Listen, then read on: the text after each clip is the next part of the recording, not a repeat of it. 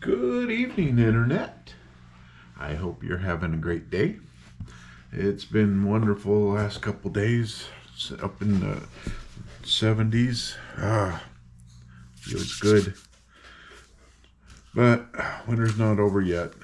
We got another front coming in tonight, but that's okay. It's only supposed to get down to freezing one night, I think, this week. So that'll be okay.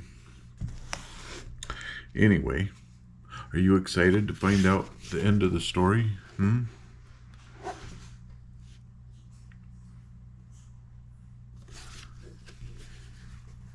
The bad little kitty is accused of eating one of the little pigs, and they're putting her on trial for murder.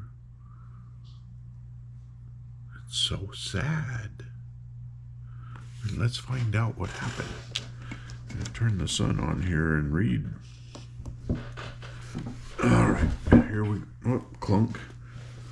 The chair and the desk don't get along all the time, do they? The wizard performs another trick. At 3 o'clock, the throne room was crowded with citizens, men, women, and children being eager to witness the great trial. Princess Ozma, dressed in her most splendid robes of state, sat in the magnificent emerald throne, with her jeweled scepter in her hand and her sparkling coronet upon her fair brow. Behind her throne stood the 28 officers of her army and many officials of the royal household. At her right sat the queerly assorted jury, animals, animated dummies, and people, all gravely prepared to listen to what was said. The kitten had been placed in a large cage just before the throne, where she sat upon her haunches and gazed through the bars at the crowds around her with seeming unconcern. And now, at a signal from Ozma, the Wogglebug arose and addressed the jury. His tone was pompous, and he strutted up and down in an absurd attempt to appear dignified. "Your Royal Highness and fellow citizens," he began, "the small cat you see a prisoner before you is accused of the crime of first murdering and then eating our esteemed ruler's fat piglet, or else first eating and then murdering it. In either case, a grave crime has been committed which deserves a grave punishment." "Do you mean my kitten must be put in a grave?" asked Dorothy. "Don't interrupt, little girl," said the Wogglebug. "When I get my thoughts arranged in good order, I do not like to have anything upset them or throw them into confusion." "If your thoughts were any good, they wouldn't become confused," remarked the Scarecrow earnestly. "My thoughts are always—" "Is this a trial of thoughts or of kittens?" demanded the Wogglebug. The Wogglebug. "It's a trial of one kitten," replied the Scarecrow, "but your manner is a trial to us all." Oh, the Scarecrow. The truth. He speaks the truth a lot, huh? "Let the public accuser continue," called Ozma from her throne, "and I pray you do not interrupt him." "Ooh." "The criminal who now sits before the court licking her paws," resumed the Wogglebug, "has long desired to unlawfully eat the fat piglet, which was no bigger than a mouse, and finally she made a wicked plan to satisfy her depraved appetite for pork. I can see her in my mind's eye." "What's that?" asked the Scarecrow. "I say I can see her in my mind's eye." "The mind has no eye," declared the Scarecrow. "It's blind." "Your Highness," cried the Wogglebug, appealing to Ozma, "have I a mind's eye or haven't I?" If you have, it is invisible, said the princess. Very true, returned the Wogglebug, bowing. I say I see the criminal in my mind's eye creeping stealthily into the room of our Ozma and secreting herself when no one was looking, until the princess had gone away and the door was closed. Then the murderer was alone with her helpless victim, the fat piglet, and I see her pounce upon the innocent creature and eat it up. Are you still seeing with your mind's eye? Inquired the Scarecrow. Of course. How else could I see it? And we know the thing is true because since the time of that interview there is no piglet to be found anywhere. I suppose if the cat had been gone instead of the piglet, your mind's eye would see the piglet eating the cat, suggested the Scarecrow. Very likely, acknowledged the Wogglebug. And now, fellow citizens and creatures of the jury, I assert that so awful a crime deserves death, and in the case of the ferocious criminal before you, who is now washing her face, the death penalty should be inflicted 9 times. There was a great applause when the speaker sat down. Then the princess spoke in a stern voice. Prisoner, what have you to say for yourself? Are you guilty or not guilty? Why, that's for you to find out, replied Eureka. If you can prove I'm guilty, I'll be willing to die 9 times. But a mind's eye is no proof, because the Wogglebug has no mind to see with. Never mind, dear, said Dorothy. Then the Tin Woodman arose and said, Respected jury and dearly beloved Ozma, I pray you not to judge this feline prisoner unfeelingly. I do not think the innocent kitten can be guilty, and surely it is unkind to accuse a luncheon of being a murder. Eureka is the sweet pet of a lovely little girl whom we all admire, and the gentleness and innocence are her chief virtues. Look at the kitten's intelligent eyes. Here, Eureka closed her eyes sleepily. Gaze at her smiling countenance. Here, Eureka snarled and showed her teeth. Mark the tender pose of her soft, patted little hands. Here, Eureka bared her sharp claws and scratched at the bars of the cage. Would such a gentle animal be guilty of eating a fellow creature? No, 1,000 times no. Oh, cut it short, said Eureka. You've talked long enough. I'm trying to defend you, remonstrated the Tin Woodman. Then say something sensible, retorted the kitten.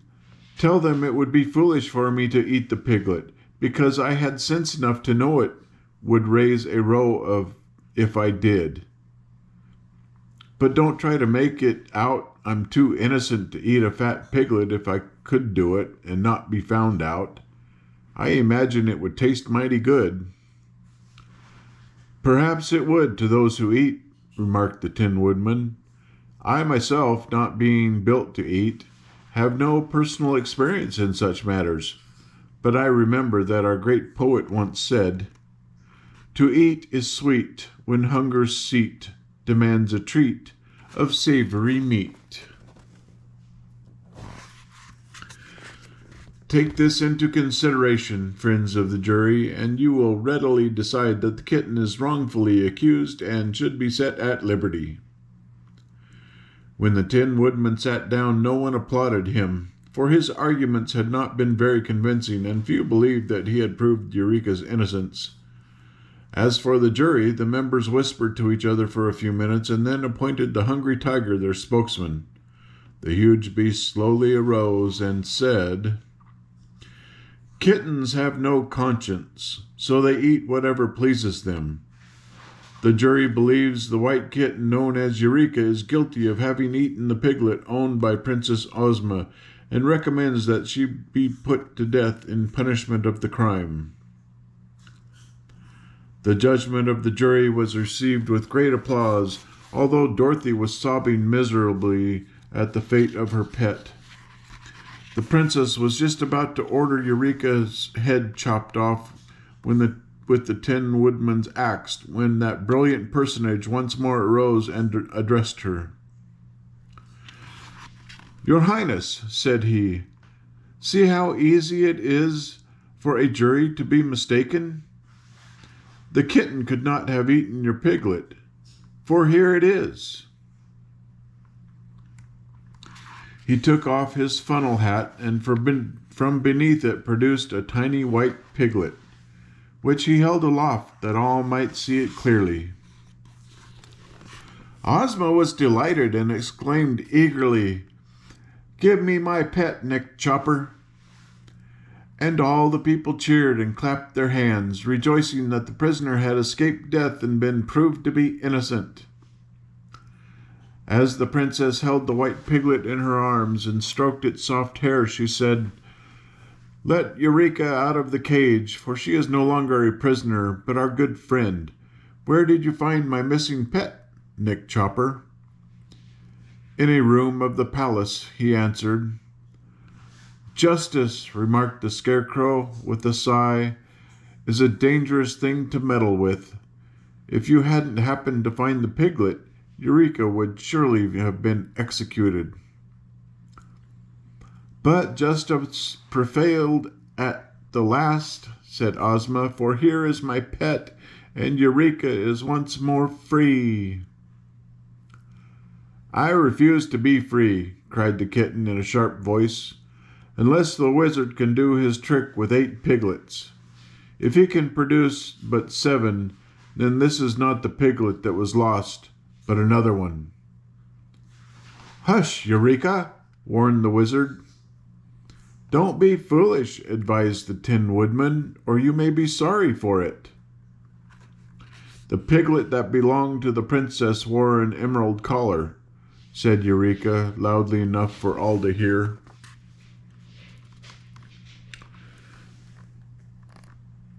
The wizard performs another trick.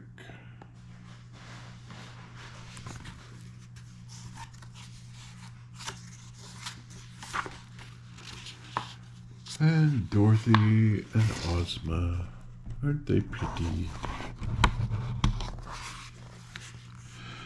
"So it did!" exclaimed Ozma. "This cannot be the one the wizard gave me." "Of course not. He had 9 of them altogether," declared Eureka. "And I must say it is very stingy of him not to let me eat just a few. But now that his foolish trial is ended, I will tell you what really became of your pet piglet." At this, everyone in the throne room suddenly became quiet, and the kitten continued in a calm, mocking tone of voice. "I will confess that I intended to eat the little pig for my breakfast. So I crept into the room where it was kept while the princess was dressing, and hid myself under a chair. When Ozma went away, she closed the door and left her pet on the table. At once I jumped up and told the piglet not to make a fuss, for he would be inside of me in half a second. But no one can teach one of these creatures to be reasonable. Instead of keeping still, so I could eat him comfortably, he trembled so with fear that he fell off the table into a big vase that was standing on the floor. The vase had a very small neck and spread out at the top like a bowl. At first the piglet stuck in the neck of the vase, and I thought I should get him, after all, but he wriggled himself through and fell down into the deep bottom part, and I suppose he's still there.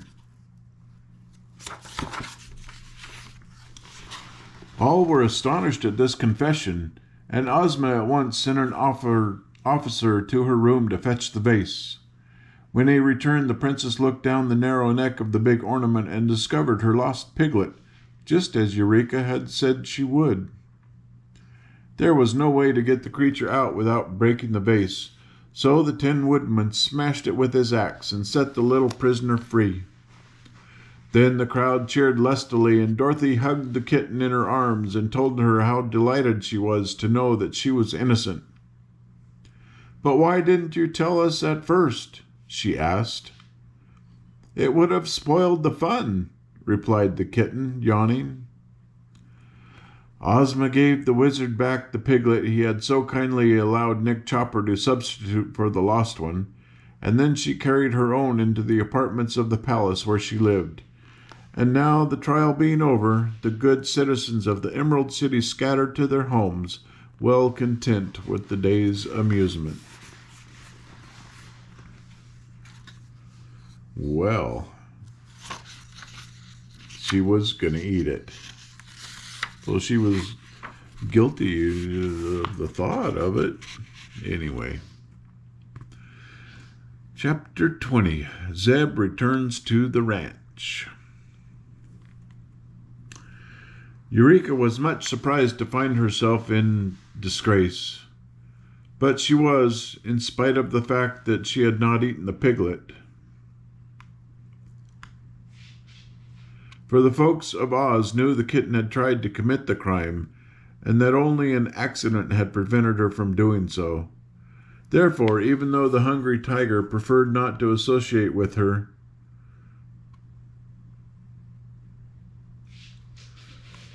Eureka was forbidden to wander around the palace and was made to stay in confinement in Dorothy's room. So she began to beg her mistress to send her to some other place where she could enjoy herself better. Dorothy was herself anxious to get home, so she promised Eureka they would not stay in the land of Oz much longer.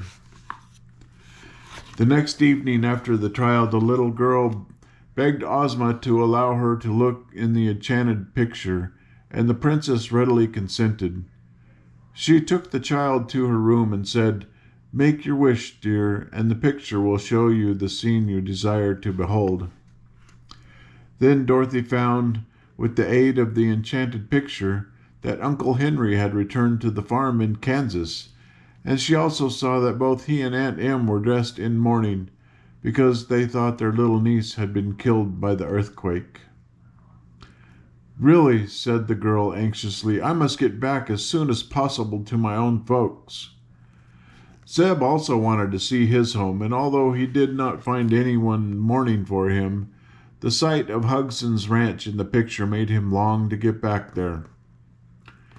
"This is a fine country, and I like all the people that live in it," he told Dorothy. "But the fact is, Jim and I don't seem to fit into a fairyland, and the old horse has been begging me to go home again ever since he lost the race. So, if you can find a way to fix it, we'll be much obliged to you." "Ozma can do it easily," replied Dorothy. "Tomorrow morning I'll go to Kansas, and you can go to California." That last evening was so delightful that the boy will never forget it as long as he lives. They were all together, except Eureka, in the pretty rooms of the princess, and the wizard did some new tricks, and the scarecrow told stories, and the Tin Woodman sang a love song in a sonorous, metallic voice, and everybody laughed and had a good time.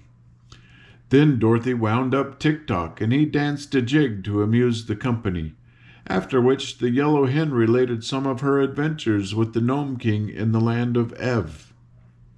The princess served delicious refreshments to those who were in the habit of eating, and when Dorothy's bedtime arrived, the company separated after exchanging many friendly sentiments. Next morning they all assembled for the final parting, and many of the officials and courtiers came to look upon the impressive ceremonies. Dorothy held Eureka in her arms and bade her friends a fond goodbye.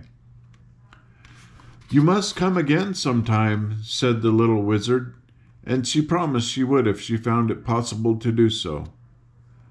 "But Uncle Henry and Aunt Em need me to help them," she added, "so I can't ever be very long away from the farm in Kansas." Ozma wore the magic belt, and when she had kissed Dorothy farewell and made her wish, the little girl and her kitten disappeared in a twinkling. "Where is she?" asked Zeb, rather bewildered by the suddenness of it. "Greeting her uncle and aunt in Kansas by this time," returned Ozma with a smile. Then Zeb brought out Jim, all harnessed to the buggy, and took his seat. "I'm much obliged for all your kindness," said the boy, "and very grateful to you for saving my life and sending me home again after all the good times I've had.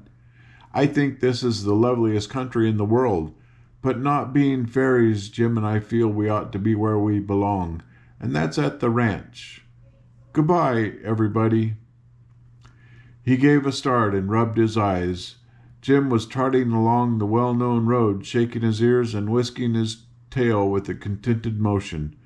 Just ahead of them were the gates of the Hugson ranch, and Uncle Hugson now came out and stood with uplifted arms and wide-open mouth, staring in amazement. "Goodness gracious! It's Zeb! And Jim, too!" he exclaimed.